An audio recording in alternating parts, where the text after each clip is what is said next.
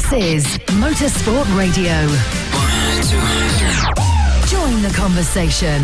Contact the show on Twitter, on Facebook, and on our website, Motorsport Radio. Hello and welcome. This is the Superbike Show. It is Motorsport Radio here once again. My name is Lester and Lewis Ray joins us this evening for what could be a bit of a shortened show this evening because, we were busy at the weekend and Lewis was once again commentating.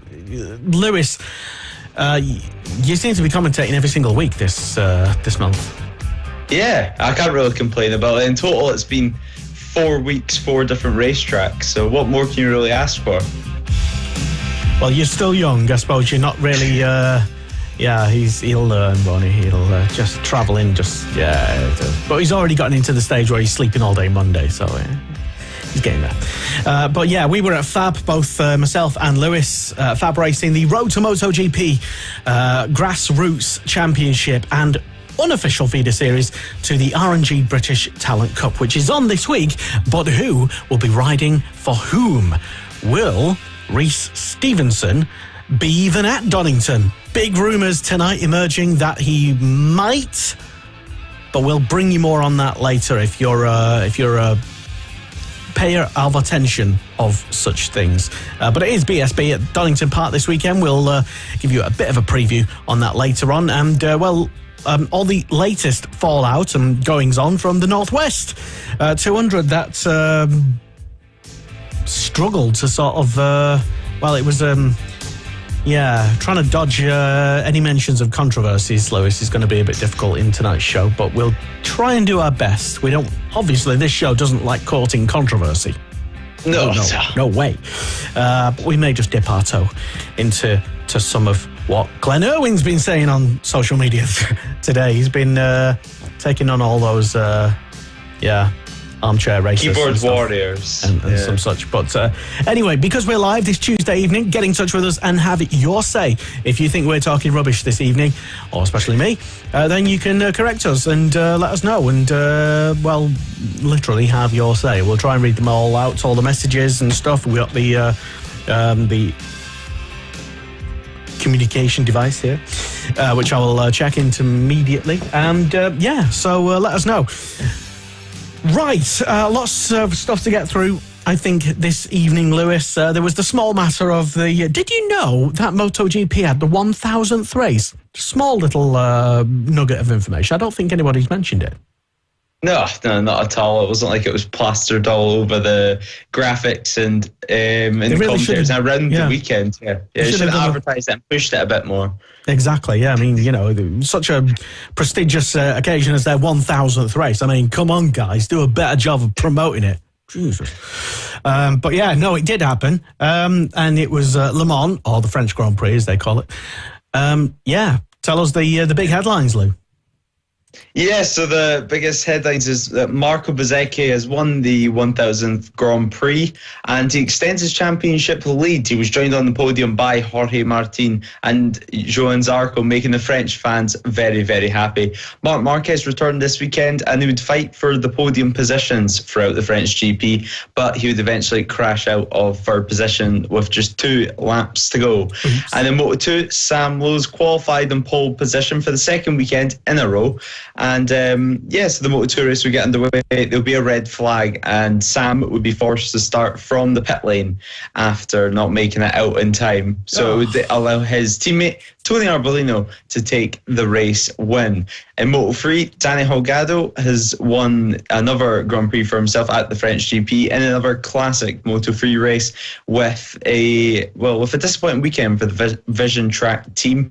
Scott Ogden not finishing the race and Josh Watley finishing 22nd out of the 22 finishers. But a good weekend and good conditions for the riders. We are still attempting to find the results for the Red Bull Rookies Cup. You may have already noticed that they're a little bit difficult to come by. They're not immediately obvious. I've eventually found them. You have to go into the race reports and scroll all the way through them to be able to find the results for the Red Bull Rookie. Just put them on a results page, guys. Come on, it's not difficult. Yeah. Anyway, Red Bull Rookies also happened as well. And, not a great weekend if you're an Irish or a Brit.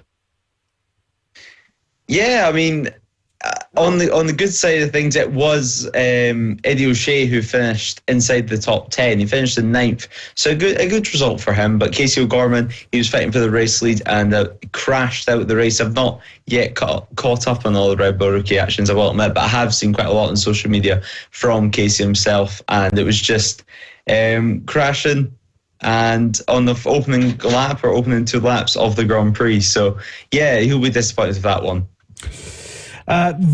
There was also an incident as well involving Rhys Stevenson and Eddie O'Shea that to be fair, I haven't caught any of the races either yet, as I was at Red Lodge doing our own live streaming and stuff, so I think I can forgive myself for that one at least. And since then I've been sleeping, so what can you do?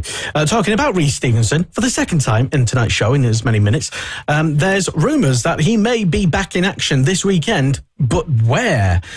We have information hot off the rumour mill from a Mr. R. Stevenson, whom I messaged earlier today, basically asking, is he going to be at Donington or what? What's going on? If you don't know, Rhys Stevenson, or rather his team announced, was it last week, Lewis, or the week before? I can't remember. Yeah, I think it was last week off the top of my head. Yeah, they announced basically that they were amicably parting ways with Rhys Stevenson, and they wished him well. Totally nice lad. And it was initially a bit of a shock because, well, after just one round, Rhys Stevenson, for those who know the R&G British Talent Cup at BSB events, is always fun-filled and packed full of action and drama, akin to, literally a Moto3 race. Rhys Stevenson always fighting for a win, at least a podium, and it seemed quite shocking to see him, or the thought of him maybe not appearing in this week's race at Donington. However, somebody suggested, Lewis, that maybe he's on his way to fill Johnny Garness's position at the Junior GP this weekend. However, Stevens, I did put this to Rhys, sorry, and he didn't admit anything. He also didn't deny anything either. So the classic. So I guess we're gonna have to wait until he puts some of that on social media, probably in the next day or two. Yeah, probably just after we've gone off tonight's show. Thanks, Rhys. Oh yeah, definitely. He did drop a little nugget of information to say that he was going to Gatwick. Well, I don't know. Is he flying to East Midlands or is he flying to Junior GP? Well, that's what I mean. He'd have to go down and then fly back up because, he lives up. But yeah, anyway, that would be my guess. I'll put £2 on it if I'm a betting man. I know, right? It's a high roller. But it makes sense. I mean, Johnny Garness, while he's still recuperating, Rhys Stevenson being a super quick Brit that he is. Why not? Yeah. Exactly. So what do you reckon? Yeah, it'd be nice, obviously, to see another Brit get a chance. And if it was on Johnny Garness's seat, it would be, it's a pretty good team for him to be riding with. So, I would hope the best from him. Obviously, he's racing in Red Bull Rookie this season, so he's already got quite a lot of experience with European circuits as well. So, why not? I think it's the best option. If you got that opportunity of British Talent Cup or Junior GP for the weekend, you couldn't really turn it down, to be honest. Well, we were thinking at the weekend, I mean, Rhys always goes well at Donington. Last year at Donington, there was the dead heat between Garness and Carter Brown in race 1, I think it was. And all throughout the weekend, Rhys Stevenson was fighting for the lead. If it wasn't for his arch nemesis on track, Johnny Garness, he would have been certainly a title contender. And now Johnny's, for the time being, still busy recuperating. It seemed like, with Garness almost out of Stevenson's way, then he could, get in for his first Talent Cup win. So anyway. And And on the other hand as well, though, with it being at Valencia this weekend, I believe, for the Junior GP, it's going to mean that he's going to be able to get some track time before Red Bull Rookie goes there towards the end of the season. So it's almost like a pre-event test for him. He'll be able to get more track time around Valencia. So, yeah, because he's only racing in the, part-time in British Talent Cup this season, I believe, isn't he? That's right. So, I don't know. We'll wait for the official announcement just minutes after we've gone off air, no doubt. I bet I'll put another £1 on that happening, potentially. But a whole £3 now. I know, right? It's becoming a bit out of control. But, yeah, anyway, so... That's that. We'll wait and see what happens with Reece Stevenson. We always like a bit of gossip, who's going where and who's doing what, that sort of thing. Back to MotoGP. Did you know it was the 1,000th race? Oh, my God. And, so starting off in MotoGP itself. And, where are we? Marc Marquez, return to form or what? Yeah, I mean... Does he have any form? I don't... He was at the front anyway consistently all weekend, which was quite nice to see. I'm not a Marc Marquez fan, but I don't dislike him either. It's just great to see him back at the front after such a tough couple of years. But yeah, in the sprint race he finished in 5th, which is a pretty respectable result, and obviously in the main race he crashed out. But it was leading the race at one point as well, and he did look strong. He was using both the Repsol Honda boys actually were using the brand new Calyx chassis this round for the first time in a race weekend, and instantly there was improvements. I think every single aspect of the bike. So yeah, I mean, it clearly seems that that's the way forward and not to go with the Honda chassis. But yeah, Marc Marquez, I would want to say it's a return to form.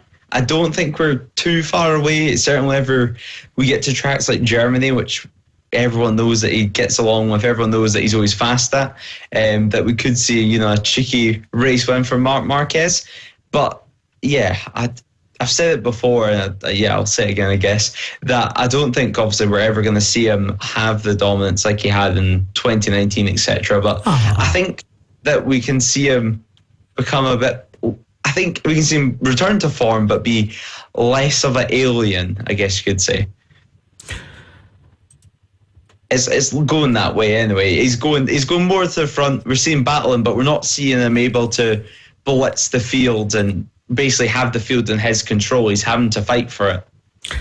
Well, yeah, it's only his first race back since, his arm keeps falling off and stuff, and his hand and shoulder and whatnot. So give him time, Lewis. I know you hate him, but, but yeah, I mean, Marc Marquez, yeah, like you say, showing his talent, but I mean, we all know he's talented anyway. So he's just racing. He's just racing with himself now, isn't he? Though. Yeah, I mean, he's always kind of raced with himself, I guess you could say, especially with the amount of risks that he used to take, the amount of crashes he used to have. It was always kind of testing himself until eventually he broke, and now he has. And now it seems that it's been a race against time. He's been trying to get his body up to speed, up to form again without rushing anything. I think one thing everyone can agree on coming out of this is his new approach to his motorcycle racing. He's using his head whenever it comes to his injuries. He's taking the time to let his body heal. While, for example, 2020 when he had that monster high side coming out of turn 3 at Jerez, which first of all gave him that arm injury, he was back on a bike 5 days later after the race and after getting surgery on it. So yeah, and that probably caused more damage than what it helped anyway. So he's took a completely new approach now, and you can definitely see on the track and off the track as well that he's using his head and he's thinking a little bit like a human being. Obviously on the bike he's still Marc Marquez, and he was still giving it absolutely everything on the bike. Yeah, and a comment from Will Kearney asks, why is nobody a Marc Marquez fan anymore? I don't think that's true, to be honest. Yeah, the stands in were pretty full. But yeah, obviously there was back in especially 2015 that Rossi Marquez,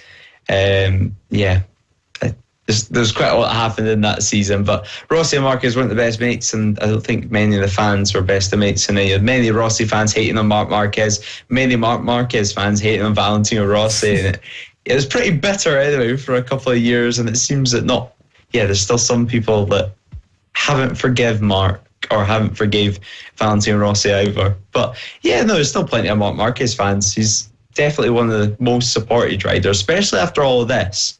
I mean, you have to commend him for being able to still race in the Grand Prix and still be able to compete at such a high level after everything he's been through over the past 3 years. And he's still young. There's still time for him to, I don't know, make a triumphant comeback. Maybe not on a Honda, though. Maybe on a Ducati. I mean, if he does do that and he does end up back, with winning on the podium, I think that Rossi type of sort of aura and glow and a lot of haters will, I think, fizzle away and start to support him. I think I might have just made a lot of that up, but obviously, whenever Rossi moved from the dominant 2003 Honda to the failing 2004 Yamaha and the Yamaha team in general, they were pretty dreadful back then. But it seemed that's kind of what a lot of the Rossi fans have used against Marc Marquez, is the fact he stayed in the Honda all of his career and stayed in the same motorcycle and been so dominant on it. But why fix it if it's not broken, I guess? And now it is broken, so it depends if he wants to jump ship and to a better motorcycle, or to even equally worse motorcycle like the Yamaha, it seems, or stay on the Honda and try to make it great again after Honda have also been so loyal to him over the past couple of seasons. Because I think that's something that's sometimes overlooked, is the fact that Honda's still been paying them around 25 million a year to get surgeries on his arm and to wait for a recovery.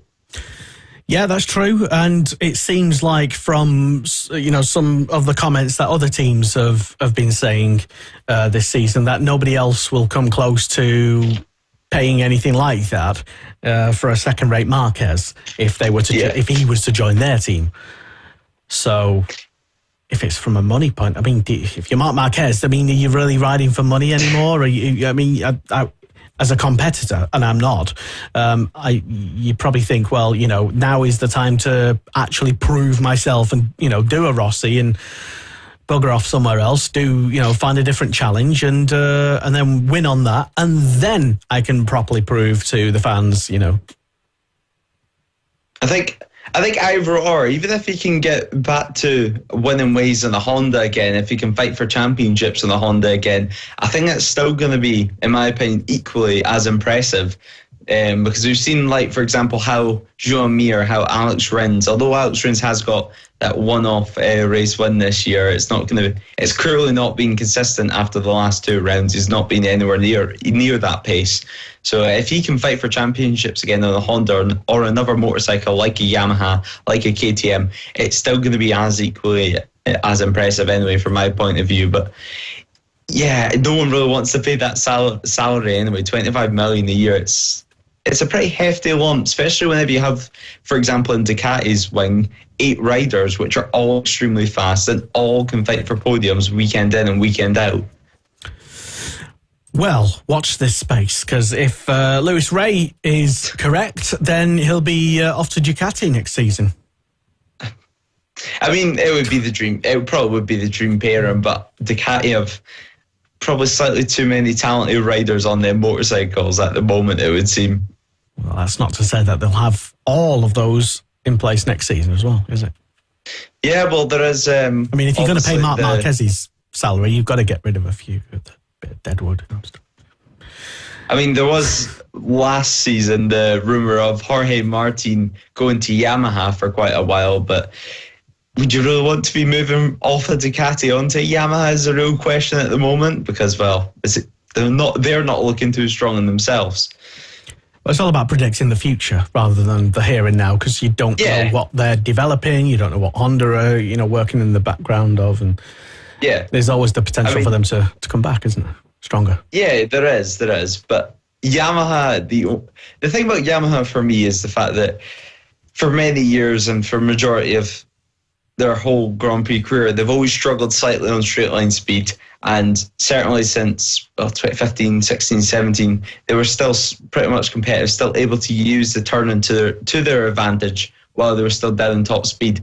But it seems from 18, 19, 20, 21, 22, and now in 23, it's got gradually worse, or either the riders have been complaining about it more than often. But yeah, it seems that Yamaha, they finally delivered and gave them more horsepower, but now they're struggling with turning, and now they've basically got rid of the only strong point of their motorcycle up to this point, and now it's kind of just all right everywhere. So yeah, Yamaha, they haven't really shown any signs of big improvements coming their way, but I mean, it's Yamaha, anything can happen. They have plenty of money behind them. It's a powerhouse, so if anyone can do it, they're going to be one of those manufacturers that can make something magical over winter. But for the past couple of seasons anyway, it's been looking pretty stagnant, apart from a couple of miles per hour top speed increase this year. Well, thanks for that analysis. I don't know what to say after that, but other than just the usual, let's wait and see as to what happens. I don't have any opinions either way as to what might happen. And I've just been reading a couple of comments. Angie Wood has been tuned in. Good evening, Angie. She says she wishes they would stop the towing. Get out and earn your grid positions on your own merit. I presume this is regarding qualifying. Yeah, I mean, when it comes to towing, there's certainly, if we go to, for example, the World Superbike paddock in the World Super I mean, what's wrong with it? It's a skill, isn't it?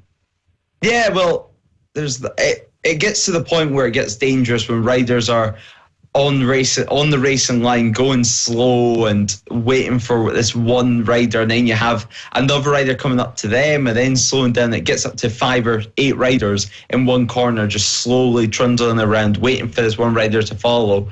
And it can look a little bit silly, it can look a little bit dangerous. And I know the World Supersport 300 boys have been pulled into pit lane multiple times in the past couple of years, and been screamed at on live TV, which... at the last round, I think it was, wasn't it? Yeah, at the last round in Portimao. They all got screamed at and telling off. I believe it's happened again since this year, but I haven't watched too much World Supersport 300 this year. But yeah, they've always been pretty harsh on it. But Moto3, I mean, yeah, even in MotoGP we see it with Marc Marquez this year, for example. A lot of riders have been complaining about the fact he's looking for a tow and he is following riders. But yeah, as you said, it's a skill, so why not?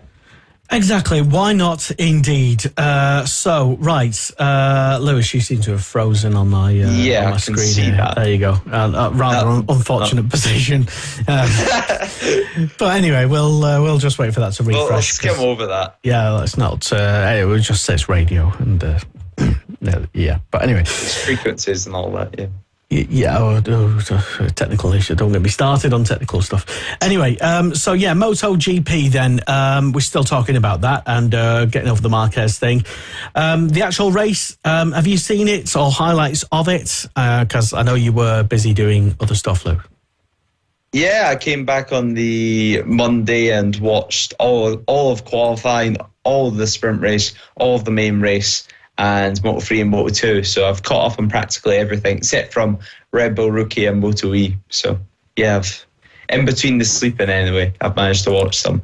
Exactly, yeah. The sleeping that. I think Monday for most people during after a motorsport event is always compulsory. So yeah, definitely. Right, are you still there, Lewis? Yeah, I'm still here. I'm trying to I turned off the camera, I've turned it back on, and if anything, it's made it slightly better for myself, but okay. Yeah. Well, I'm going to put it down to technical gremlins. Scottish internet. What? Whoa. Well, it's not mine, so I'm here. Anyway. Right, so shall we proceed anyway? Even though it's just me and your voice. I'm just going to rely on you still being here because I can't see you. Good old-fashioned Radio. Yeah. Wow, okay. It's like, motorsport radio, eh? So, right, MotoGP then, in the 1,000th race. Did you know about this? 1,000 races. Yeah. Absolutely sensational. And by the way, you can listen to The Breakfast Show on Motorsport Radio, Mondays to Friday, 6 till 9 a.m. with myself and Kiko Giles, who can pretty much recite every single podium from those 1,000 races because he's a bit weird like that.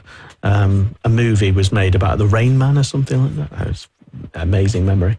But yeah, check it out with regular contests of memory and stuff like that, where I put him to the test Monday to Friday. Breakfast Show, 6 till 9 a.m. Right.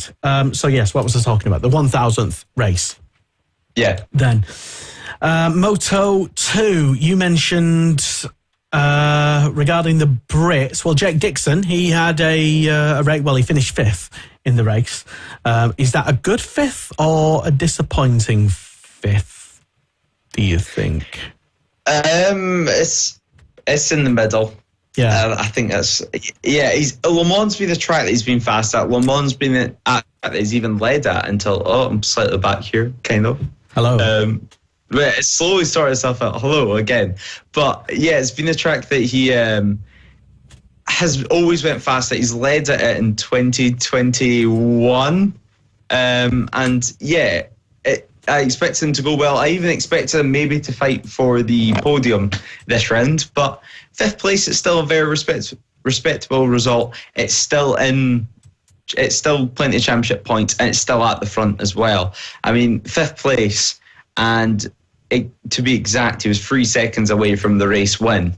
So it's not that bad. It's pretty strong result for him, and it's where, if he can stay up for the rest of the season, he's going to have a good championship position by the end of it. But yeah, it's a good race for him. Rory Skinner crashed out of the race. Yeah, so disappointing for him, I guess.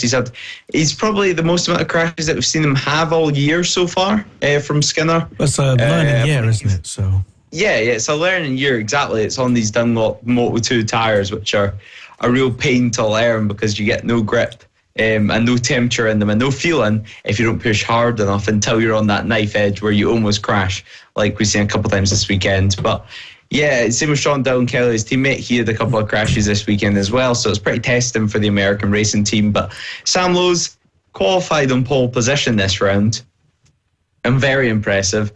Everyone was kind of wondering, and maybe we're going to see a repeat of last weekend.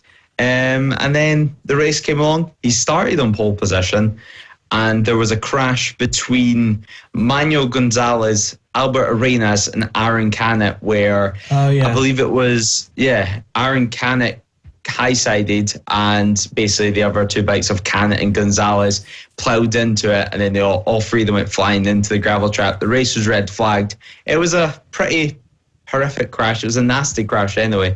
But all the riders were okay, which was, of course, the main thing. But one lap before that, or a couple of corners before that, Sam Lowes crashed, and he destroyed his bike pretty nicely at turn 3 at the chicane. So he managed to get back on the bike and ride it back to the pit lane after the red flag, and he came back to the pits. And then the team had quite a lot of work to do, since Sam wasn't technically the cause of the red flag. He was allowed to take part in the restart. Lucky ducky. So, yeah, exactly, yeah, lucky ducky. So it was. The team did a great job, to be honest, of getting the bike ready in the first place. There was no front end really left on that. They managed to get it all ready, all safe, all checked, and started again. He went, literally, started up, left the pit lane, and if they left 2 seconds earlier, they would have made it out onto the track, out of the pit lane. But yeah, he was stuck at the end of the pit lane, and that pole position quickly was lost and turned into a pit lane start. So he finished in 15th in the end, which in the grand scheme of things, it was pretty impressive from it's a point. So it's a good recovery ride from him, and amazing from the team to be able to get that bike going again. It's kind of one of those things that I do love to see, to be honest. Not the riders crashing or a red flag coming out, but watching the team, a Grand Prix teamwork like clockwork to get a bike back on track again. It's just something special to see the amount of effort and how quickly everyone can work to get it going again. It almost reminds me of how the motorsport media team all pulled together, given our resources in the face of technical difficulties. But that never happens. Never happens. I know we're not very experienced with that sort of thing, but we managed to put on a good show at the weekend at Red Lodge, if I say so myself, I think. Yeah, I agree. Will Kearney's been back on in touch, and he asks, Lewis, what do we think about the KTM's recent run of success? What do you put it down to? I'm undecided, to be honest, about KTM's success lately. I want to, first of all, put it down to the likes of Brad Binder having amazing starts, because he is a Sunday man, and Jack Miller hopping on that bike and getting great results, because it seems that it seems that the bike's great, to be honest, at the moment. It seems that the bike's one of the better bikes on the grid. But we've seen it last season, the past couple of years actually, that there's been a couple of rounds where they've excelled and destroyed everyone's expectations. And then we've been wondering, is this KTM's year, or is it coming to KTM's year? Is it going to be next season? Will they get consistent wins now? But it seems to be every single year leading up to this point, they've just dropped off when it gets to a certain round in the championship. But they are using a different frame. They're using a tubular frame on their motorcycle, which I believe is 3D printed in Austria. So it's pretty impressive the way they work. It means it can make more frames throughout a normal year.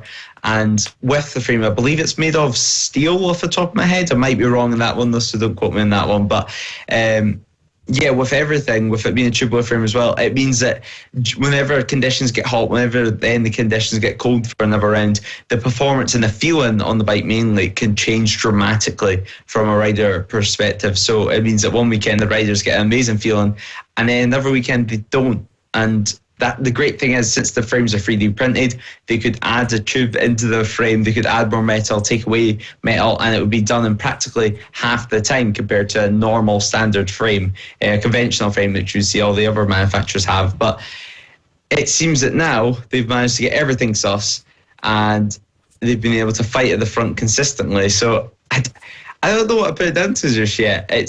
It's amazed me this year, to be honest. At the start of the season, I thought it was a fluke once again, to be honest. But now it's just impressive to see what's going on there. I mean, they have two great riders on the motorcycle. Whenever Paul makes his return, it's going to get even better. And even Augusto Fernandez this round, finishing in 4th place for a rookie on a gas tech-free machine. That's just impressive. So the bike must be working somewhere. And in my opinion, if I had to pinpoint one key element of the bike which looks amazing, is certainly on the brakes, whether that be down to the riders that's on it or the bike itself. On the brakes, it looks amazing. It likes to get backed into the corner, which suits the likes of Brad Binder. So yeah, it just seems to be really gelling with the riders this year. So that was a very long-winded answer for not much of an answer, but yeah, I don't really know. It just seems to be really good on the brakes, and the riders on it seem to be the best they've had and the happiest that they've had in a long time. So yeah, a long-winded way of saying he doesn't know, basically. Yeah, basically, yeah. Yeah, but I don't know. What do you think, Will? You asked the question. Let us know your thoughts, if you've got any at all. I wonder if they can 3D print me some new parts for my van. I need a new door for it. Mine's rusted away. For a start. And a turbocharger as well. Well, I mean, if they're not much. It's not printing bikes and parts and stuff, why not a van door, for example? I'm sure if you send them an email for a plea for Motorsport Radio, they'll get back to you. Yeah, we'll give them some coverage. We'll give them a shout out. That's right. Yeah, do it for exposure. So big hello to Keith Hodgins, Jessica, and Brent Gladwin also tuned in. Hello, good evening, Brent. I called you out. So it just pops up on my Facebook whenever anyone just tunes in for like 5 seconds. So, regarding the injury, you mentioned Paul as well. Where are we up to with that? What's the latest? It's improved anyway. He's back up on his feet, and he put up an update not too long ago, I believe. So Paul, there's not really a this season set point. Yeah, there's not really it's set just yet. I mean, I think he's hoping to be back before the end of the season, to be honest, which would be a minor miracle. But yeah, his jaw is mended. He can actually speak now, and I believe he's actually able to eat normal food, which is even better. Basically just put up an update saying that he's feeling better and that he hopes to see everyone soon, but nothing on his return yet. I mean, we have 3 weeks until Mugello, which I don't know if that's even going to be enough, because it's not really after the injuries that he's had, you wouldn't want to rush coming back at all. So yeah, we're just up to the point where he's definitely on the mend and he's able to get to home, speak again, eat again, and back up on his feet. So pretty much able to live a normal day-to-day life-ish. But yeah, still some work to be done on him, it seems. But hopefully he can be back before the end of the season, or at least back in the paddock, which I don't think it's going to be too long until we at least see him roaming about in the pit lane or in the pit box watching the racing. Yeah, maybe that's a bit more realistic as well. Which, just talking about that puts me in mind of Lee Johnston as well, and his injuries, which the full extent emerged today, this afternoon. If you don't know, Lewis just tell us he was racing at the Northwest 200 and had a crash. Initially, it didn't seem to be very serious. He was taken to hospital. I mean, I think the organisers at the time says he was. There was. I'm going to misquote anyone, so I don't want to pretend like I remember what they said, but it was the gist of what they said was that it wasn't. We weren't led to believe it was life-threatening. We got told on the television that it wasn't a life threat, and then we got told later on the coverage or the next day that they believe he might have a broken leg. But since then, or since this update, it's actually shown how serious it was compared to what we got told initially. Yeah, the Lee Johnston Racing account, social media account, says, sorry that nothing's been released up until this moment. This is a quote. As people are aware, Lee crashed Thursday in the Supersport practice. He was airlifted to Belfast Hospital in critical condition after having a blood transfusion on the golf course. I didn't know about any of this. It had been a roller coaster of a week, with Lee being in intensive care since Thursday. Again, we were just led to believe it was. It was, and 3 days on a ventilator, 8 hours in surgery. The account says that we are pleased to announce that after suffering a broken femur, shoulder, break in the foot and face, and a number of broken ribs and a collapsed lung, Lee is on the slow road to recovery. Well, that's great, but I mean, the list just goes on whenever you're reading it. Anyway, it goes on to say, just to clarify some of the confusion, that Lee was in a critical condition when he arrived at the hospital. Family and team were not informed of how bad a condition he was in until the hospital staff explained the condition. This is all on the social media account on the Facebook, so you can read this for yourself.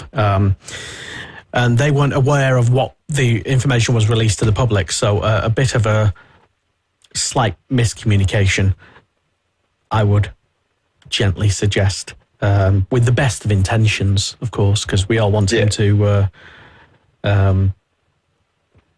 be back soon. But it's quite a long message. It goes on, but and they just thank every person for showing the support that they have done in the past few days. So a shocking, really kind of a shocking way to discover actually he was in critical condition, quite bad, and they're glad that he is on the slow road to recovery. Another one on the sidelines. So not quite the just a broken leg type scenario we were I was I had to double take it whenever I first read it, because we were all led to believe it wasn't that bad and it was just a broken leg, which certainly compared to these injuries is basically nothing, especially the likes of the broken femur, broken face. Like, the list just goes on. And yeah, at the time, I guess it relaxed everyone anyway on the coverage whenever we were told it wasn't life-threatening, etc. But getting a blood transfusion on the ground in the golf course next to the track, I mean, Jesus. Yeah, it couldn't have been that great of a state. So yeah, horrific. So good luck, Lee, and just take your time, lad. Don't rush back. Yeah. I don't. Obviously, he's not going to be here for the TT, which I'm sure the Ashcourt team and himself were looking forward to this year. And it's their main event in the season, but hopefully we can see him back eventually, especially the likes of the femur or the face. It's going to need quite a lot of work to get sorted, but he's still here, and he's still here to fight another day. So positives in the whole thing. Yeah, sending out positive vibes and all the feels from Motorsport Media and Motorsport Radio to Lee and his friends and family and close relatives and such. So, yeah, blimey. Okay, so, I mean, we'll come back to the Northwest a bit later. Yeah. That was just a little sideline because you mentioned about Paul, and that put me in mind of Lee anyway. Back to the... did you know it was the 1000th MotoGP race at the weekend? Who knew? No, I know it's not like, I mean, we keep talking about it, but this is new information to us. But I mean, they should have said something. I mean, at least put a sign up, a banner or something. But anyway, yes, Moto 3 at the weekend. You mentioned it briefly earlier on. Disappointing race for Scott Ogden. Yeah, and well, the Brits in general in Moto 3. Yeah, it was to say, really. Yeah, it was a weekend to forget for the Brits at the moment. It seems Le Mans, it's a good circuit. Scott was doing all right. They were both struggling in qualifying, to be honest. It seemed, but yeah, although there was no Brits in the race, high up in the race anyway, I should say. But yeah, although there was no Brits fighting for the race win, etc., it was still a really, really good race and a really close race at that as well. Daniel Holgado winning the Grand Prix for the Tech 3 team. So they had a pretty good weekend in the grand scheme of things as well. The win separated by less than 0.2 of a second, but that wasn't really the story of the races. There was about 5 or 6 bikes throughout the whole race. Slipstreaming. 2.5 seconds with the top 6.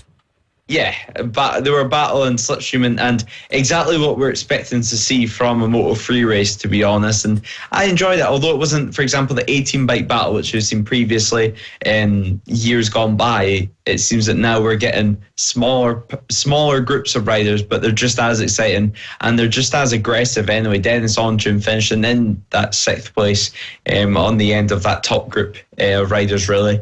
And Ontrun also going really well this weekend. Everyone's wondering when we're going to see his first race win. Yamanaka as well, very impressive from him. It's been coming for quite a while this year that he's been able to get to the front and he's been making mistakes and crashing out or having mechanicals. So Yamanaka, 5th place position for him. Impressive. Ortola, he's looking like a championship contender, finishing in 4th place. Well, he is. And after, yeah, exactly, he is. And he's won the last 2 races up to this point, finishing 4th now. You have to say he's one of the favourites for the championship, considering this year, going into it, he hadn't even won a race in the class. So it's just showing where Moto3's at the moment. It's still as unpredictable as ever. Romano Fenati continuing to struggle. He's all the way down in 19th. 0 points for him. And I have to say, I'm pretty disappointed anyway, to say the least, considering he's the most successful and the most experienced rider in the Moto3 class of all time. So, well, I suppose if you hang around long enough, then by default going to pick up enough points to become the most successful, I suppose. Yeah, but I mean, whenever he made his return initially, before he went off to Moto2 again, and then got sacked, and then came back. Yeah, which return are you talking about? Yeah, the 3rd return, I think, to Moto3, obviously. But before then, 2nd return to Moto3, whenever he was riding for the Max Biaggi team on Husqvarna, he was fighting for race wins. He was dominating races. He was able to storm off at the front and break away from slipstreams. But now in that Sniper's Honda machine, he's down in 19th, and he's consistently been down there this year.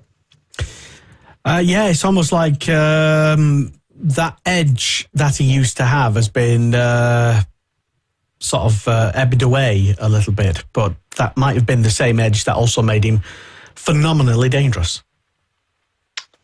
Yeah, it was. Just a theory. He's a notorious rider in the paddock, anyway. And on social media, just get off that fence, Lewis.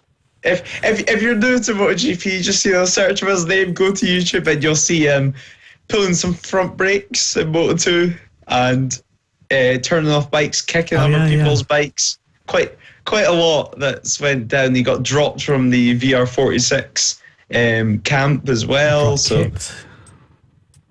He would probably want to drop kick, basically. But yeah, Romano for that is pretty known on social media, the paddock, for causing nuisance anyway on the motorcycle and making some idiotic decisions. I think's the fairest way to say it. I mean, you couldn't even put it down to his youth and young age, because he's he's basically like my age, but he's like, he's pushing 30. It's quite incredible that he's, I don't actually know what age he is. He's getting on a bit. Obviously, the limit in Moto3 is 28, so he's got to be pretty close to that now. So I think he might be something like that. But I mean, for absolute fairness and balance, because we always are here on the Superbike Show on Motorsport Radio, as regular listeners will know, I have invited Romano onto the show, and he's not here, so he's clearly just scared, well, I don't know about being scared, but I'm sure he's up for a fight. It would just be a nice chat, just a nice chat that we're having. That's all. I'm not going to punch him in the face as soon as he comes on the show. But no, a lot of people. I actually think that this show, the Superbike Show, ever since he started, like say, getting banned and stuff, has been one of the most sympathetic, because everyone else just writes him off and slags him off constantly. It feels like, whereas this show offers a little bit of balance and offers him the chance to redeem himself. He never quite does, though, does he? This is his chance to redeem himself. He's got yet another ride in the Grand Prix paddock, which if someone told you in, for example, 2018 that he would get another ride in the Grand Prix paddock, or even 2019, burn him at the stake. You would have laughed in their face and said that they're crazy. No team would ever want him ever again after he pulled them moves at Misano, for example, which was really the headliner. And even the likes of Cal Crutchlow said he should get his license ripped up, etc., etc. I believe even there was talk of a court case coming from that, of attempted manslaughter. I don't think it ever came to anything, but this is his chance, it seems, to redeem himself. He did get a ride in Moto2, and then he got dropped for Alonso Lopez. So he's back in Moto3 once again, and this needs to be his year where he needs to prove himself to hopefully get yet another Moto2 ride to stay in the paddock for next season. So he needs good results for his own sake at the moment, anyway. See if he comes to BSB next year. That would be quite a sight. Yes, it would. And not entirely out of the question. Maybe a little bit out of the question. But we've seen maybe World Super Sport. That's the one thing they don't need, I would suggest. But BSB, I mean, I think he'd fit right in. I really do. He definitely would in some of the classes at BSB. Some of the teams, certainly, joining in with all the punch-ups in the bar. And in the gravel traps with other riders. Yes. But anyway, Anyway, so how did we get onto slagging him off anyway? That was you mostly, I think. I don't know what you're talking about. But anyway, Moto3, the championship standings, if you're not aware, it's Holgado leading by a healthy I think, 21 points now over joint second place, Ortola and Masia on the Leopard Racing, both on 63 points. Then there's a bit of a gap. And yeah, the highest placed Brit, I'm just, sorry, keep on scrolling. Scott Ogden, 16th place. It's not, it's not too bad. It's good. He's picked up a couple of, it's still early days yet, really, in my mind, in the championship. Yeah, it is. We have plenty of rounds to go, and it seems that, for example, this round, he just needs a tiny bit more consistency, I guess, is the thing that he's kind of lacking at the moment, because we've seen multiple times that he does have the speed, and whenever he's able to latch onto a group, he's able to fight for positions and able to score great points. I mean, he was almost on the podium in Argentina. So, yeah, I mean, if he can get more consistency, I think he's going to shoot right up the championship order by the end of the season. And you've commentated with him, or he's commentated with you, haven't you? So. Yeah. He's a great lad, friendly enough, and he also likes helping out the younger riders as well. The younger Brits coming through the system, keeps his eye on it all the time. And I'm sure he'd be keeping an eye on, for example, the likes of the Garnesses, the O'Gormans, Ethan Sparks. All those riders will be keeping an eye on as well. So obviously with the Vision Track Academy as well, he's worked with them quite closely. So yeah, it's great what Scott's doing as well, and Josh, of course. They've had great battles at Fab. And now they're teammates. So I did ask them both about, I asked Scott, he was at, where was he? Somewhere, Brands Hatch last year, BSB.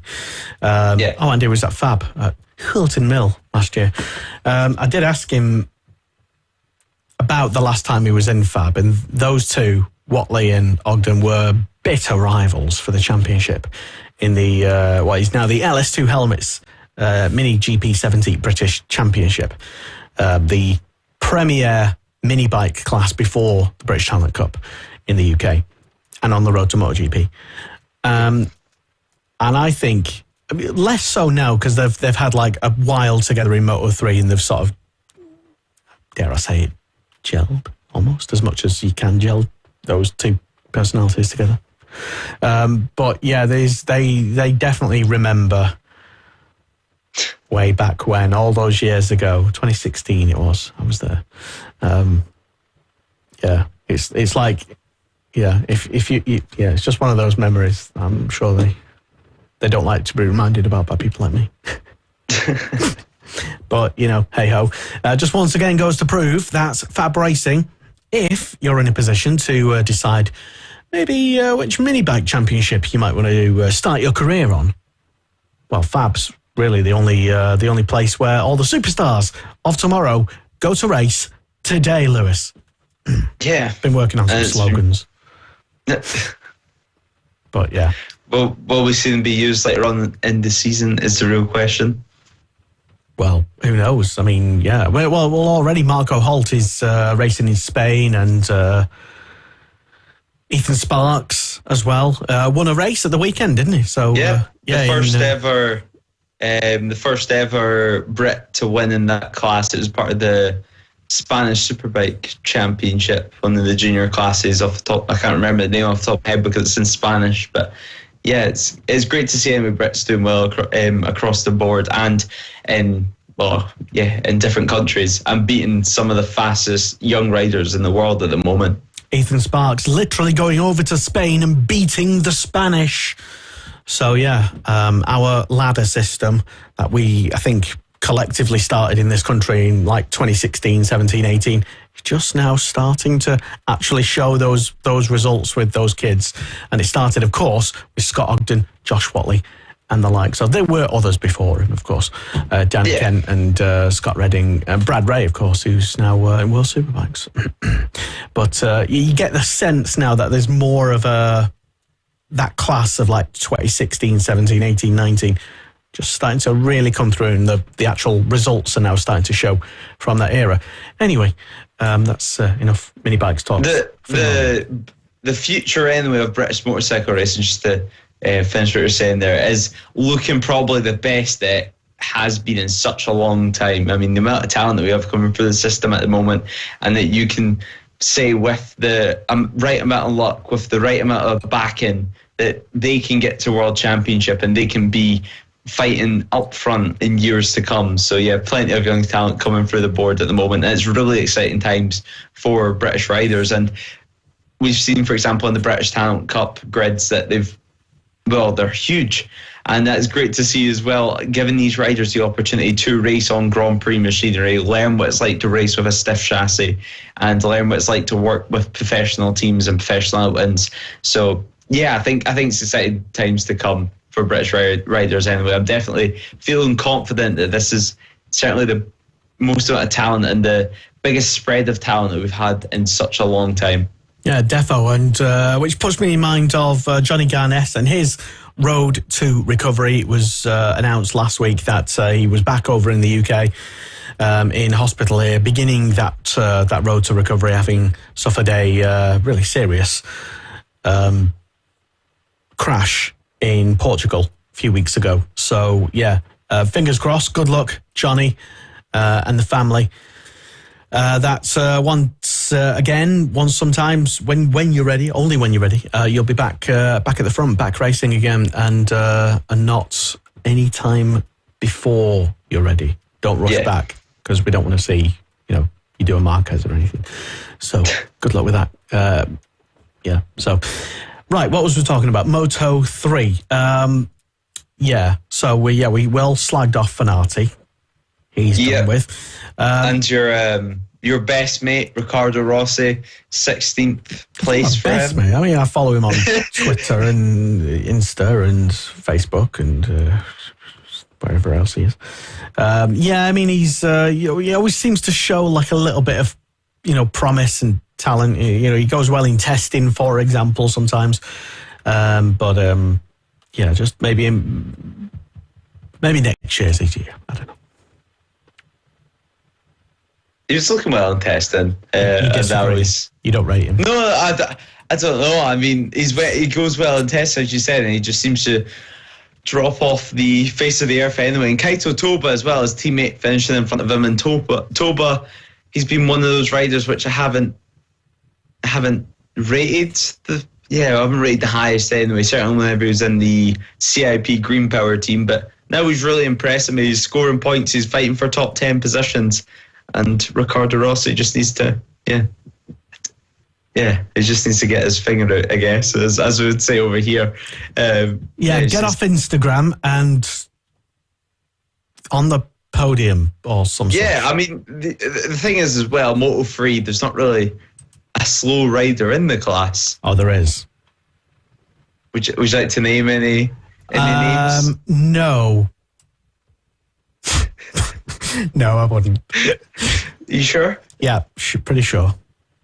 But I think we all know who she is. Wow. Sitting on the fence of that one there. Am I wrong? Tell me I'm wrong. No? I'm staying fully out of this one here. Thank you. So anyway, yeah, that's that. Yeah. I think we should move on anyway, Lewis, before you get yourself into trouble. Anyway. Like you just have done. Anyway, yes, this is the Superbike Show. It's Motorsport Radio. Hello and welcome. Good evening. I'm still waiting for those comments telling me I'm wrong on that one. Nope, still none. Okay. So what else was going on at the weekend? What's going on this weekend? BSB, of course, at Donington. And it's the return to action for, it's round 3 now?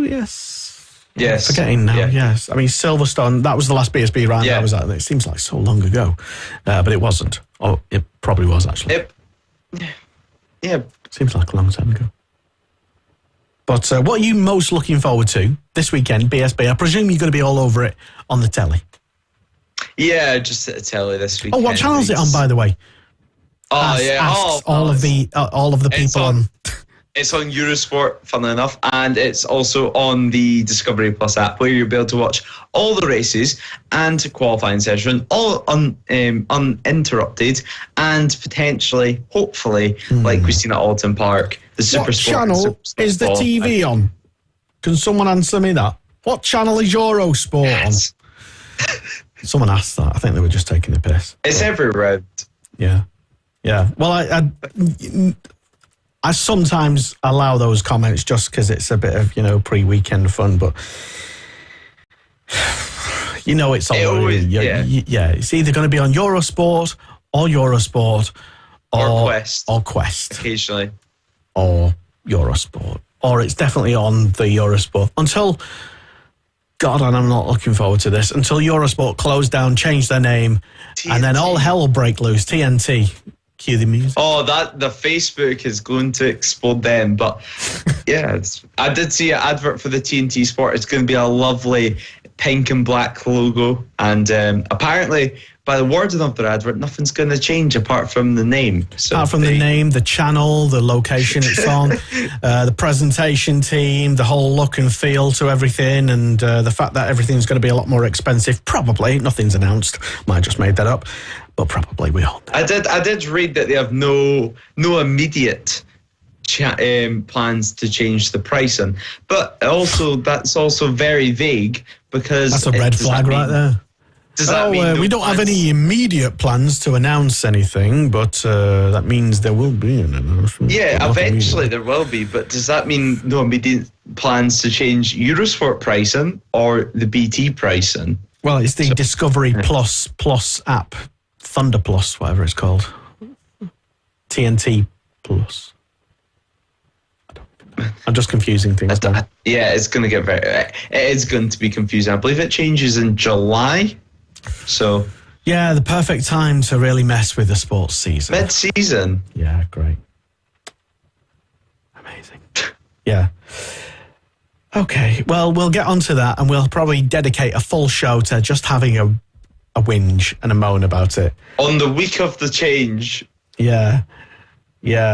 Anyway, so that's that. But talking about, keeping it positive though, attempting to, BSB back, and what can we look forward to this weekend, Lewis? Being at Donington Park for a start. Who doesn't like being at Donington Park? It's the GP layout, I want to say, off the top of my head. I believe it is, yes. So, yeah, it should be a great weekend. Glenn Irwin at the front just came off some excellent results at the Northwest 200. Josh Brooks as well with FHO BMW, which also at Northwest 200.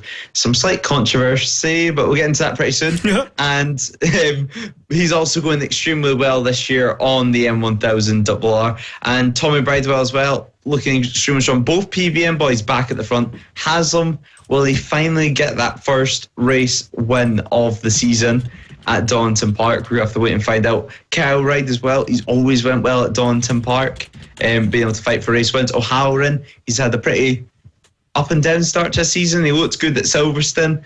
Made quite a few mistakes at Alton Park, and now can he bounce back at Donington Park? We have to wait and see. Jack Kennedy as well. He's already had experience at Donington Park on that BSB bike. So yeah, we're going to have to wait and see. Hitman as well at the lap stages of Alton Park. He was starting to look fast. He was starting to look like he has the pace. And actually, I don't know if Ryan Vickers will make his return this round or if he's sitting this one out again. I don't know. Yeah, I'll try and find out on his. Well, I've not been looking, to be honest, but I will check. But he was out on his bicycle yesterday because he posted about it. And yeah, normally when riders are not going to be racing, they just stay quiet and keep their head down, don't they? Yeah. So, I don't know. Well, I'll find out. It is also, Lewis, this weekend, I think, the Milwaukee Spring Grand Slam round, I think. Yeah. What does that mean?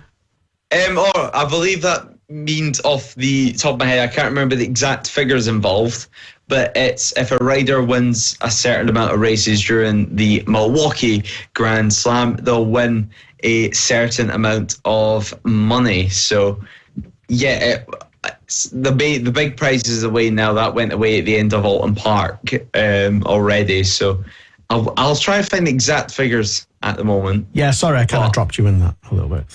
To be honest, I forgot it was even a thing. It hasn't been spoken of too much because there's no one really that can fight for the big cash prize at the moment. So, yeah. Fair enough. Well, according to, just going back to what I was saying regarding Ryan Vickers, when he's not tweeting about Slot Masters UK, He is hashtag excited about getting back on his bike. He said yesterday evening that it's race week, intimating that he is going to be at Donington.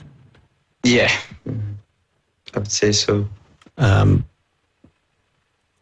I'll say yes, he is going to be there because I want him to be there. He's a good lad, is Ryan. He's yet to achieve what I think he deserves to achieve, which is a fight for the championship. Yeah, I think he's on the bike to do it. That's definitely for sure. And Kyle Rye's been still go. It's probably the best shot that Ryan Vickers has had machinery-wise to be able to fight for wins, fight for championships. But it's a real shame that he's had that slight hiccup at the start of the season, because bike time is really everything at the moment, that seems, in British Superbike. So hopefully whenever he returns, he can come all guns blazing and be able to fight for race wins, because that would be pretty phenomenal if Ryan Vickers could, if he could fight for race wins. Because I did see whenever he first got that ride, there was quite a few people doubting him of whether that was the best choice in the world. But if he could prove them all wrong, that would be excellent. So yeah, Ryan Vickers, hopefully he can do well. I never doubted him. I don't think. I can't remember. I'm pretty sure I didn't, because, I've known Ryan for a good few years now, and he's been on the show plenty of times, and we've admired him in the paddock even more times, and he's just a nice family overall, and Ryan's a super lad. I forget sometimes just how experienced he is. I still think of him, because he's still, I suppose he is still young, but he looks young. He is still. He came into BSB quite young for a Superbike rider. 2019 was his first year, was it? Yeah, I can't remember that. I would say back. so. Yeah, well, roughly about that time, anyway. I'm not expecting you to know. I mean, you were in school in 2019. Yeah, he was on the Lee Hardy bike back then. So yeah, because he just won the 600 in 2018. Yeah. Stop. But yeah, I think. Cherno's really I'm doubting myself now. It's my old. If you say anything dementia with confidence, yeah. No, he just won in 2018, and then he moved up to 2019, and that was his first BSB season. I remember it well. That's what happened. You heard it here first.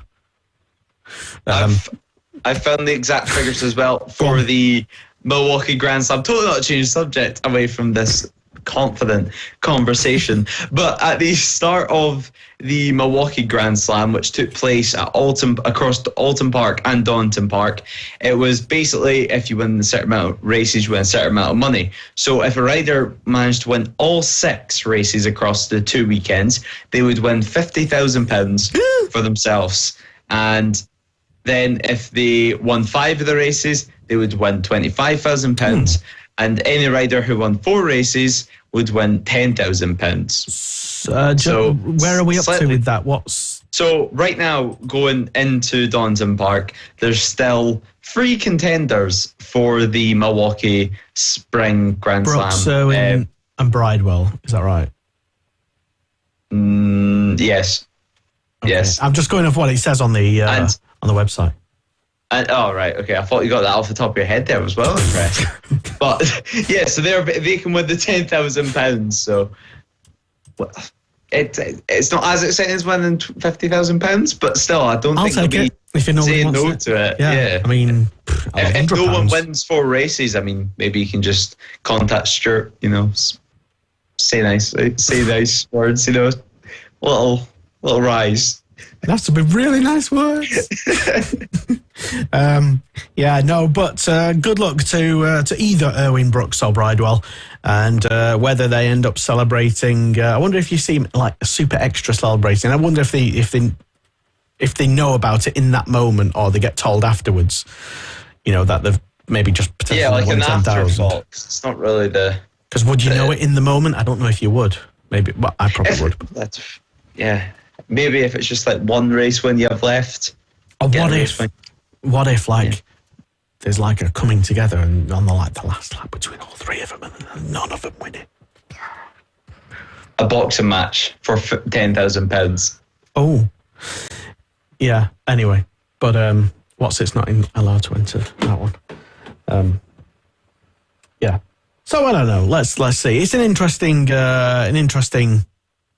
something to watch out for, isn't it? Yeah, it's another stake to put up for the weekend anyway. Exactly. So, yeah, Donington Park this weekend. And one thing that I probably urge you to watch, if you haven't, is the, I suppose, mini documentary, what's it called? The Thrill of the Race, episode 2, which BSB have been making and publishing. It's a good behind the scenes kind of look at I think they're doing it every round. I'm not too sure. I would assume so, yeah. Yeah. I know the guy who's sort of editing all of this, the motorcycle sport media guy. He's a top guy, and he works really, really hard, and it clearly shows. If you watch this, it's on the British Superbike YouTube, Bennett's BSB, The Thrill of the Chase, and it's also on the BSB website as well. I don't normally advertise stuff like that, but in this exceptional instance, I will, just because it's really good. It's something different. I've not watched episode 2 yet. I've watched episode 1, and it's almost like, it's certainly if you miss a race weekend as well, you get to know the story of the whole weekend, know the highlights of the races and the qualifying, and then still them added bits from the riders. So yeah, it's really good. Yeah, exactly. And exactly, check it out. It's pretty decent. And I say that with just genuine enthusiasm, not because I was involved in any way, because I wasn't. But you can always appreciate good media content whenever and wherever it crops up. So there you go. That's me appreciating that. Other news stories to watch out for at Donington this weekend at BSB, Lewis. Yeah, obviously the British Talent Cup come back. So do the British Junior Supersport class. They come back as well at Donington Park after not being there at Alton. So I did miss them at Alton Park, to be honest. They're always two of the craziest classes, certainly in the paddock. Sometimes two of the classes which produce some of the best racing of the weekend in the paddock as well. So yeah, I'm looking forward to them. Looking forward to seeing what unfolds there, because Donington Park, it's a good circuit for them bikes and them size of motorcycles. It lets them get a good amount of slipstream anyway, and it's a technical circuit for the young riders. Yeah, first of 2 visits to Donington Park. The only visit to the GP layout. I think the penultimate round is it's the national, I think, when they go to that later on in the season. In the championship in BSB, Glen Irwin leads, if you're not too sure on how things stand. Josh Brooks only, I think, 4 points behind him at the moment, and Tommy Bridewell level on points. So joint second with Josh Brooks is Tommy Bridewell at the moment. Leon Haslam just sitting and waiting in 4th place at the moment, and Kyle Ride 5th right now. Andrew Irwin in 6th, and O'Halloran in 7th, and Jack Kennedy doing well in 8th. Lee Jackson in 9th. Danny Kent in 10th place in the championship standings at the moment. Remind me, Lewis, because I've forgot, like in round 1, what are the points for this round? When does it change? Like the different points, because some rounds you get... Right now, I believe it's still 18 points if you win a race. Okay. It's not the most... it's not the best system. To be honest, right, I wasn't the biggest fan. I don't disagree with it. I mean... But it's made it more confusing for watching at home. Yeah. Anyway, let's just say you need to really have almost a notebook out in front of you while you're watching the races. I got my spreadsheet. That's what I need. Is proper. Yeah, that's exactly what. Or have a wonderful TV production company with dozens of people doing graphics and replays to assist you, for example. You wouldn't have minded that last weekend, I don't think. At Fab, it's just me doing all the stuff, and then if anyone ever sees any of the Eurosport trucks with the dozens of people mooching around and all working very, very hard, of course. It's just hilarious. When we go to Fab, there's basically me and Lewis on a Friday who's like hanging things off balconies and cable tying some of this stuff together. You won't get Steve Day doing all of that on a Friday, I tell you. But yeah, I mean, Tom Brooks has done a bit of that in the past, but So Donington Park this weekend. Yeah, I'm looking forward to it. No BMW F900R Cup for all the F900R Cup fans this weekend. Right, didn't know that. Okay. And there's also going to be racing on a Friday. So you can watch that if you're at the circuit. I assume it's probably not going to be televised since it's on the Friday, but there'll be a British sidecar race on the Friday evening after the British Talent Cup Friday practice. So the race will kick off at 6 o'clock at night. So in the evening, I should say. So a jam-packed race day on the Saturday, on the Sunday, and some racing on the Friday to finish off your days. So yeah, should be good. And if you're, let's say, I don't know, stuck at work, or you get hijacked, dragged shopping in some god-awful place with a relative or something, or a relationship person, then you can still sneakily listen to live BSB radio coverage right here on motorsport.radio. We've got live coverage all weekend. I think none of it clashes with our IndyCar or Indy 500 qualifying coverage. I don't think. Maybe on the Saturday evening, maybe a tiny little bit. But yeah, I'm going to say all weekend live coverage here on Motorsport Radio. And also, at some point at the weekend, we'll also have live IndyCar coverage as well, as they prepare for the Indy 500, Lewis, which we also have live coverage of. Yes, the Indy 500, the actual Indianapolis 500. That one, yes, one of the world's biggest races. We have live coverage of it. I know, right? Not a bad statistic anyway. Just saying, a little bit proud of that. Yeah. About as proud as MotoGP were to have their 1,000th race at the weekend. No one knew. They really need a big graphic just to pinpoint the fact. Yeah, what they should do is get one of them like big blow-up things to put over like the grid or something, and that really sort of emphasise the point that they had 1,000 races.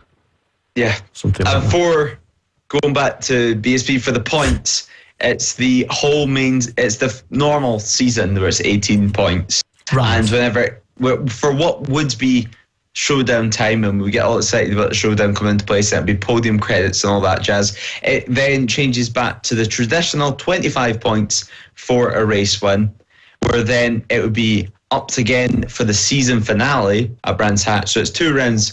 The next visit to Alton Park and Donington Park, it'll be put up to 25 points. And then for the final round at Brands Hatch, it then gets put up once again for 35 points to try and spice things up.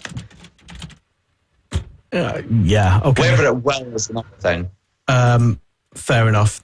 Thank you for explaining that, and I will forget in about 10 seconds' time. Right, Lewis. This weekend, we're going to get some predictions. I'm going to dip my toe into the predicting pool and totally embarrass myself. I want to know 2 things. Who is going to score a surprise point this weekend? Who isn't usually on the podium in BSB, and who's going to be on the podium?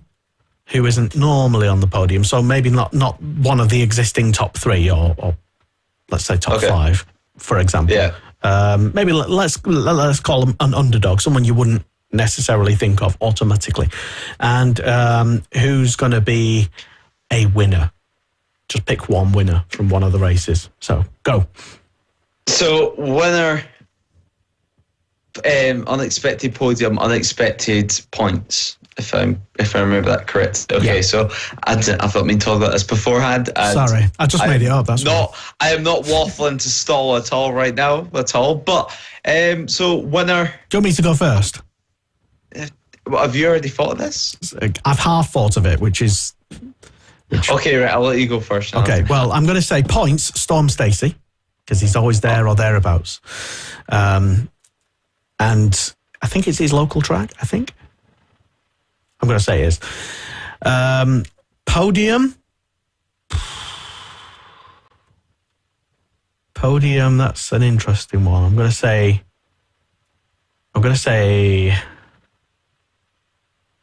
Danny Kent. Hopefully. Yeah, and a winner. Kyle Ryde. It's just, yeah. Thinking outside the box, anyway. Okay, so they're my three anyway. So a rider who wouldn't not normally yet score regular points, a rider who's not been on the podium yet, who might probably get on the podium, and any winner. So for my points, I'm going to say, I was actually going to initially say Storm Stacey, but I'm not. You can do. You No. I've been second guessing myself and all that jazz for the past 30 seconds now. So I've been thinking about quite a lot. But I'm going to say Charlie Nesbitt for points. 17th in standings, and that's where he made his official BSB debut. So I think he can go quite well there. He's went well at Donington Park in the past. And for podium, let's see, this starts to get pretty tough. I'm going to say, so any rider has not been on the podium? Yeah, let's say that. Okay. Well, I think O'Halloran hasn't surprisingly been on the podium. Still think that's a bit too obvious. He's not been on the podium just yet. He's been best finish of 2 Forbes this year. But I'm going to say Andrew Irwin for the podium. I'm going to stay away from Jason O'Halloran, who I think might be a bit. Yeah, it's not shocking enough to pick. He doesn't rate you, Jason. He doesn't think you can do it this weekend. No, completely wrote him off. But for a race win, I'm finding it a bit difficult to look past the PBM boys. Although I would pretty much say that Kyle Ryde's going to be up there at the front. I think he's definitely going to be fighting for race wins this round. But yet again, it'll just be a bit different. And PBM, of course, won last year with Tom Sykes and a pretty depressing season for them, and he still managed to get a podium, a race win out of it. So I'm going to say, it's just trying to pick between the two of them. I'm going to say Glenn Irwin. He's came off straight off the Northwest and leading the championship as well. I don't see why not. Decent shout. Okay, well, let us know before the weekend who you think might get, what did I say it was? Either points, a podium, or a win. He's not scored a podium yet. Yeah, basically. And let's, don't know, let's see who's right. I'm not keeping track of any of this, but... yeah, I'll make sure to make a note, and I'll remind you next week. I'll remind you to remind yourself to remind me to read it out next week. Yeah. I'll make a note of it after the show's finished. And then we'll also see this round, which I'm keeping a close eye on, certainly this year, of will Kawasaki be back at the front once again? Because they've not had the best start to their season. Alton Park was a slightly better round for them. Who's the highest Kawasaki? Lee Jackson in 9th at the moment, but it's... Oh, yeah. Alton Park's always been a good circuit for himself, and he's still not really found any pace, it seems, yet. Okay, you've got a Kawasaki, haven't you? Yeah, they're good motorcycles. It seems that they're... Wait, I don't know what they're lacking at the moment in BSB. Power, anyway. Grip? Quite a few things, it seems. Obviously, Max Cook, he is a rookie at the moment, so you can't really put anything on him. He's still learning the motorcycle, but Lee Jackson, best finish of 8th, I believe, this season. Well, he did get a couple of points at... 7th, sorry. Alton Park, Max Cook. So did David Todd as well, and... yeah. So who knows? Yeah, it seems though from where we've seen, for example, Skinner and Jackson on it last season, that they've just been missing something going into this new year. But hopefully they can improve, certainly at rounds like Donington Park. And even at Alton Park later on in the season, hopefully they've sorted whatever the issue is and they can come back better. And then that's going to be probably the best comparison we can see, is going to these circuits for the second time, be able to look at the result from start of season to the end of the season. So hopefully we can see Kawasaki improve. Hopefully we can see Kawasaki get better. And will we see Haslam take that race win that's looking so close every single race meeting this year? You didn't think he would. I did. Why not? For example, why don't you think he'll win a race this weekend? What's wrong? I didn't say anything like that. I didn't say anything. But you didn't pick him for a win, though, did you? That's true. But I don't know. I'm undecided of how this how he's going to go at Donington. I think he is going to go well. I mean, Donington Park. It's both on the World Superbike and British Superbike calendar, so he's raced there for God knows how many years in a row. Home track. Yeah, and he's done thousands and thousands of laps around there with his dad's, Ron Haslam's previous race school. It's no longer a thing and no longer exists. But yeah, I think he's definitely one to look out for. But as we've seen in BSB so far this year, it's been 3, 4, 5, 6 bikes in the race lead group. So Haslam at Alton Park, it looked like he would have probably took it there. But once again, there was 2 or 3 bikes behind him that was there charging for it. I'm checking the weather for Donington Park this weekend. I can tell you, if no matter what the weather is, the track is going to be good. I was commentating there for the No Limits 2 weekends ago, and it was absolutely pouring it down on the Saturday afternoon or midday anyway on Saturday. It was absolutely pouring it down, and the track has been recently resurfaced, and in the wet, it's pretty grippy compared to what it ever has been. So we've seen some crashes at Donington Park, locking the front tyre from there being no grip on the circuit throughout the years, but now it seems that the track's pretty good in the wet and pretty good overall. So I think we could even see some, with good weather, lap records broken this weekend. Interesting. Okay. Well, according to the internet, at the moment on this Tuesday night, as we're talking, the weather forecast for Donington Park on the Friday, it's going to. Okay. Good, bad, no. It's going to rain apparently. Saturday is going to be cloudy with a bit of sun potentially, and on Sunday, again the same, just cloudy with a brightness, cloudy, and a little bit of heat as well. So who knows? Maybe those lap times might just come tumbling down, Lewis. Who knows? Who knows? We're going to have to wait and find out. That's normally what I say, because I don't know.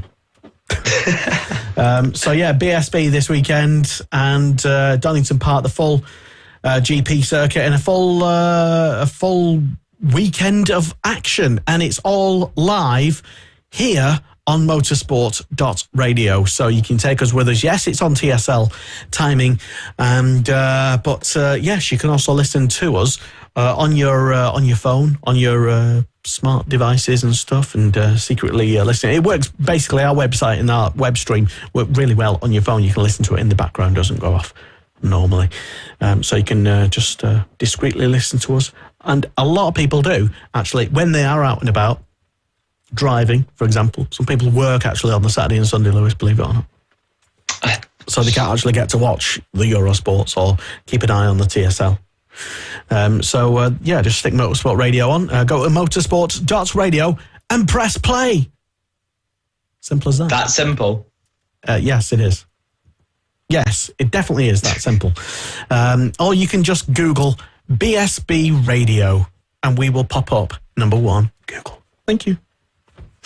I'm proud of that as well. So yeah, what else is happening this weekend, Lewis? I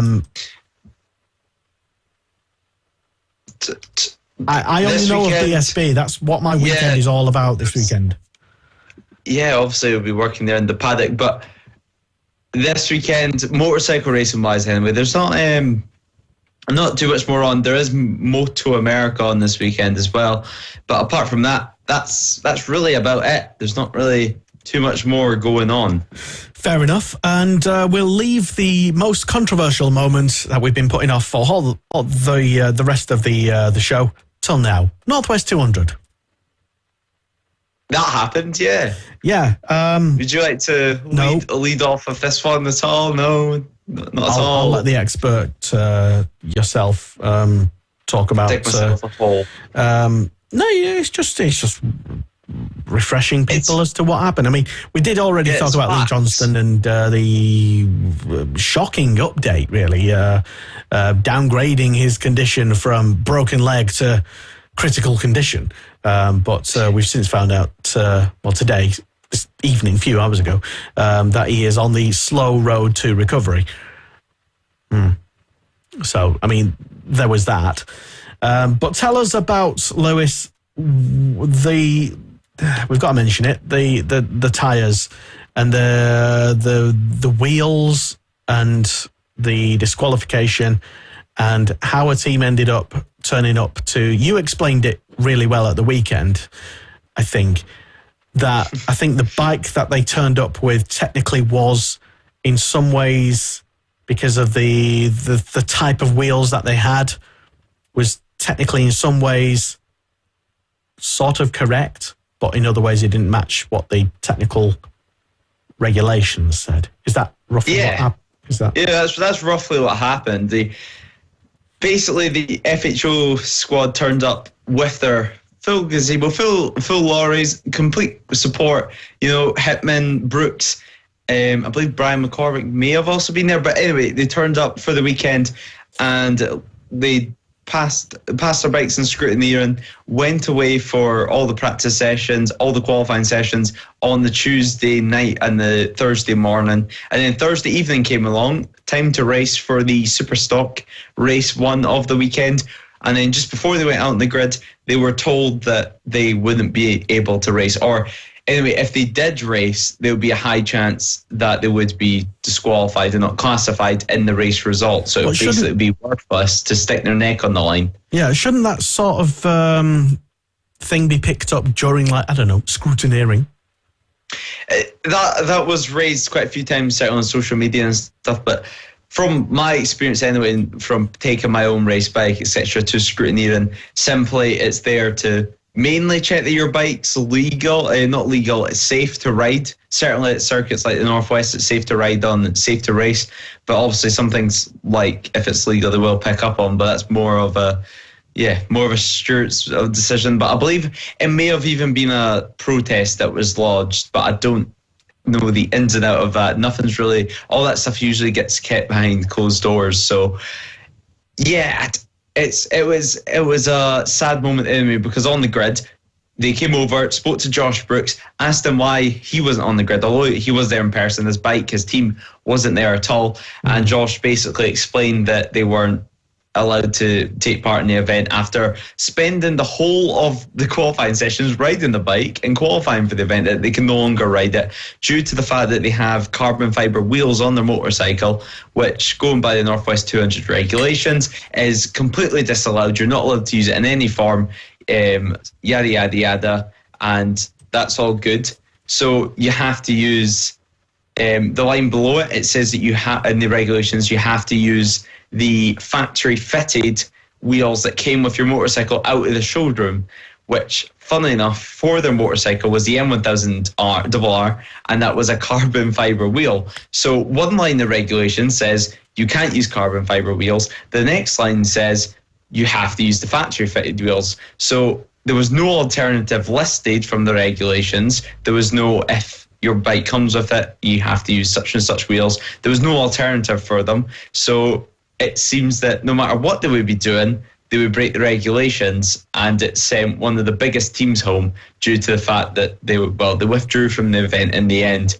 So quite a lot of controversy surrounding Wheelgate, is what is known at the moment. Because before all that properly kicked off, there was announcements before then about tyres and some politics or something going on behind the scenes that was sort of being suggested earlier in the week. Yeah, there was issues with tyres, to be honest, because now this year, after what I'm sure any road racing fan would know of what happened last year at Northwest with the Dunlop tyres delaminating, and even at the TT, the Dunlop tyres falling apart at 200 mile per hour and just basically ripping itself to shreds in a straight line. So Dunlop were not technically there as a factory tyre manufacturer due to the fact that it's now Metzler that sponsors the event. But Peter Hickman, who was meant to be racing there this weekend on the big bikes, he was using Dunlop tyres. Therefore, since he's a Dunlop ambassador, they came along and helped him out. But he was still struggling due to the fact that, in general, it seems there's an issue getting wet tyres in general at the moment, especially with the Dunlop tyres, because the Northwest organised also stated it had to be a specific tyre that they could use in both the wet and the dry, because they needed, basically, the part that they were delaminating on was on the centre of the tyre, so the part of the tyre which you're going flat out on, not the sides while you're leaning. So it had to be a compound which had a very, very hard centre on it. Ooh, so a certain tyre was specified, and there was issues getting them tyres as well. And basically it meant that you had Peter Hickman, one of our most famous riders, asking for help, asking for tyres. And then as the week progressed, and once we finished the show last week, there was even more talk about tyres in the races. Yeah. With one of the races having to be shortened due to what the Northwest 200 stated was with the fact that they had discussions with the Dunlop tyre technicians, and basically that they wanted the race to be reduced as they didn't think the tyres would last, or they were had feedback about the tyres anyway and didn't think it would be optimal to run the full 6 laps. But then the Dunlop tyre manufacturer then put out their own statement saying that they believed the Northwest 200 organisers got the tyre manufacturer mixed up with Michael Dunlop himself. So they got the rider mixed up with the tyre manufacturer, which is a slight mistake to make. And just to finish the tyre talk, there was also a picture which has now been surfacing, which was of Michael Dunlop's Dunlop tyre, and that was chunks out of his tyre in the centre of the tyre, which was meant to be really hard and safe to use. It was starting to delaminate once again this year. So potential issues for anyone that was thinking about running Dunlops for the TT this year. I'm going to be really reserved. Yeah, I'm going to be just reserved and say, let's hope any problems get resolved in time for the TT. Yeah, well, Dunlop as well for the TT, I believe, is no longer the official tyre manufacturer for that either. So I think that's handed over to Metzler. So, yeah. Interesting. It seems it's quite a tough place for riders' perspectives, because last year with the whole Dunlop issue, you had quite a lot of riders switching tyre manufacturers as they didn't think it was safe to run the Dunlops. So you had even Michael Dunlop using the Metzlers, but during the TT week, he then re-switched back to the Dunlops as he hated the feel of the Metzler. So it's a tough position for riders, whether they want to use a tyre which they think feels better or the tyre which they know is going to make it the full distance. Well, yeah, keep an eye on that. I'm going to nominate you, Lewis, as our senior tyre reporter for the show for this season. And it saves any controversial opinions. It's just so much going on. I've got loads of stuff there is. Keep track on, and the funniest picture the funniest picture which I have seen, going back to the wheel part of this whole tyre wheel talk, was that one of the marshals, obviously the marshals at road races use motorcycles to get around the circuit for quick response. And some of the marshals' bikes were the BMW M1000R, which had carbon fibre wheels. So it was kind of, it was kind of ironic anyway, let's just say. And one part that I did fail to mention, just actually round this off, and I've just remembered. The thing is with Alistair Seeley, he was also apparently on the M1000, and he ended up winning or fighting for the races. He definitely won the Superstock race. And basically, you can request to BMW for your M1000RR to not come with the carbon fibre fitted wheels. Right. So you can request specifically to the manufacturer for your motorcycle to not come with the manufacturer wheels. But isn't that just the normal feature of why people would buy it anyway? Yeah, you would buy the bike because it's carbon fibre wheels, it's carbon fibre everything. It's Otherwise, you just buy a different bike with different wheels. You would just buy the normal S1000RR, but so you can technically request it. Sure, technically is a way around it, but without you requesting that, normally you buy it out of the showroom is with the carbon fibre fitted wheels. So it was at the end of the day, without making too much opinions, it was a real shame that the FHO team went back to the UK early and didn't compete in any of the races, because they are one of the fan favourite teams. I'm sure many people would have went there to see the likes of Josh Brooks, Peter Hickman on big bikes, on the FHO bikes. Fair enough. Okay. Well, yeah. As I say, you are now the designated senior tyre correspondent, Lewis, as you seem to be all over it. And I enjoy researching into tyres. But interesting things. Kids today. I don't know. I've just been having a look on our Motorsport Radio website and having a look at some of the many calendars that are available to browse on in case you are wondering what to watch or follow or tune into this weekend. Our website is, I think, one of the only websites to have so many different calendars, everything from road racing, single events, club meetings, junior championships, regional and continental championships. Yes, I've organised them in that order to annoy motocross, national championships. Well, they're all basically because I mean, no one's complained yet. And world champ. I think it's just like instead of doing things in the traditional, like you'd organise like F1, F2, F3 and MotoGP and 2. I've done it as world championship level championships, national level championship calendars, regional and continental level junior championships and club meetings and down and down. And anyway, there's also a big Google calendar on there as well if you're logged into Google at the same time, which currently tells me that, oh, Jesus, okay, I'll scroll past that now. That's a mistake. This weekend, yes, you're right, Lewis, that's Moto America at Barber Motorsport Park on the Saturday and Sunday. And according to my calendar, and I did just try and check, it is still running and I couldn't find anything. But for those people who may have been interested in the 300 curves of Gustav Havel in the Czech Republic road race, that may or may not be happening this weekend. We're big fans of the, I'm not even going to try to pronounce it, road race in the Czech Republic. I probably mispronounced, yeah. But basically, yeah, I over the winter just found that on, I think it was roadracingnews.co.uk or some site like that, and they've got like a very helpful list of all the up-and-coming, potential, unconfirmed dates, and that's on the calendar anyway. But loads of other stuff as well, and we don't discriminate with motorsport here on Motorsport Radio. It's all cars and bikes mixed in together. You're welcome. And so that's also on, and that's pretty much the only bike racing action. Oh, there's also, sorry. Oh dear. There's also the MXGP as well in France, and also the Junior GP and European Talent Cup. Oh yeah, of course, the Junior GP. Okay, yeah. Good luck, Reese Stevenson. On BT Sport 4 and on YouTube. Yeah. Where I don't know who's commentating on it. I think it might be Kiko Giles, I think, or it might not. Or actually, I think it was Liam Hodgins.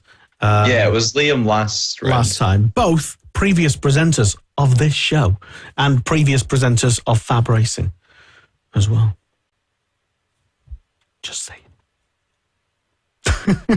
So this time next year, Lewis, could be you. It's a dream. If you play your cards right. Just saying. So yeah, I don't know who'll be commenting. Partly the only reason I will even watch that is just to see, which previous presenter of this show is commentating on Junior GP. And I hear Kiko Giles and what's his name now? There's been so many presenters of this show. Tristan will be commentating together at some point later in the season. Amongst other people as well. But talking about other presenters of this show, Tom Brooks, I think he's back on Eurosport, commentating on some of the BSB support classes this weekend. I think he is anyway. He normally is doing that. And he should be again this weekend. So you can hear him commentate on the R&G British Talent Cup and maybe listen to either a Sullivan Mounsey or Evan Belford victory, or Harrison Desoy, or if he turns up, maybe Reese Stevenson. But he won't be. He'll be at the Junior GP. That's my prediction. You heard it here. Four British Talent Cup winners and Stevenson going to Valencia. Well, we'll see. Are you gonna put your free pin down on any one rider to win the British Talent Cup or win one of the races this weekend? I'm going to predict, yes. Yeah. If he turns up, Reece Stevenson, but he won't. And then Evan Belford will win another race. And he won there last year, didn't he? If I'm right in remembering. I don't think he did. I can't remember, to be perfectly honest, because I don't even remember what I was doing last week. But Sullivan Mounsey, if he calms down, fingers crossed. I think it's time for him to win a race now, and he thinks it's time for him to win a race. But he was looking pretty leery at Fab, where he was racing at the weekend, Lewis. Yeah, it was on the limit. He was on the limit, let's say. Nearly off the track, but he doesn't get the nickname Manic Mounsey for nothing.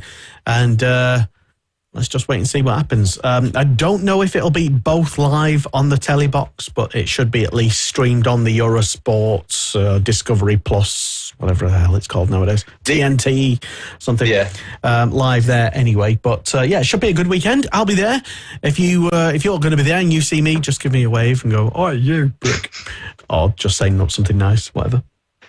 And Lewis, it should be good. I'll be back to report on what happens, all the drama, all the controversies, all the big gossip and news next week. It was, sorry, I've just went to look into this. Oh. It was Belford who won both races at Donington Park GP last year. If we cast our minds back. I was there.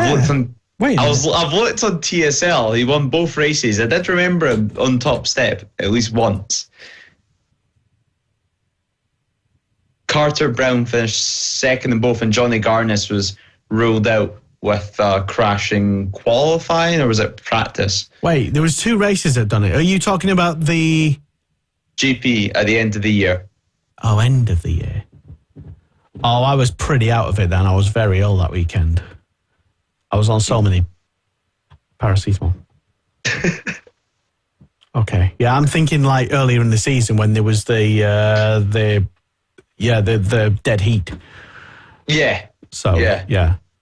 And of that same weekend, that same second Donington weekend is a weekend to forget as well, if you remember, which is another weekend that I completely sort of blanked out of my memory for obvious reasons, if you remember it as well. So, yeah, I had literally forgotten that entire weekend. So, yeah, sorry, Evan. No offence, but,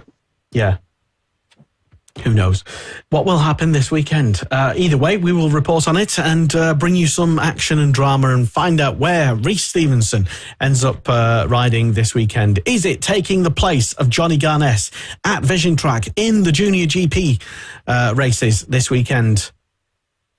Wait and find out. No, maybe. No, maybe. Well, he says yes, no, maybe, but he's a tease. But yeah, he is down technically to be at Donington. Right. But that doesn't match with he's not at Gatwick to go on holiday anyway. He's just come back he's just literally. So anyway, whatever happens anyway, in BSB, any of the support races, you can keep up to date. And if you're not already, join the Facebook group, the BSB and Support Fans Facebook group on there. You'll be greeted with some wonderful admins, myself and Kiko, who coincidentally also present the Motorsport Radio Breakfast Show Monday to Friday, 6 till 9 a.m. here on Motorsport Radio. Thank you, Lewis, for joining me once again this evening and doing a show, even though you were still sort of tired, exhausted from the weekend and not quite recovered yet. But getting back into normal people life at the moment. I don't even know what that is, to be honest. Since I've been doing motorsport, all hours, I don't even know. But anyway, thank you, and we'll probably do this again next week. I think if we if we turn up, we'll be here. To say how correct the predictions were. Yes. Well, we'll remember what we said. I've forgotten. I'm going to make a note of it now once we finish. Anyway, thank you very much for tuning in. That's it. We're off. And tune in to Motorsport Radio. 24/7 coverage of motorsport. It's, I'm going to say, the world's best motorsport radio station. Others are just not as good. This is Motorsport Radio. 1, 2. Join the conversation. Contact the show on Twitter, on Facebook, and on our website, Motorsport Radio.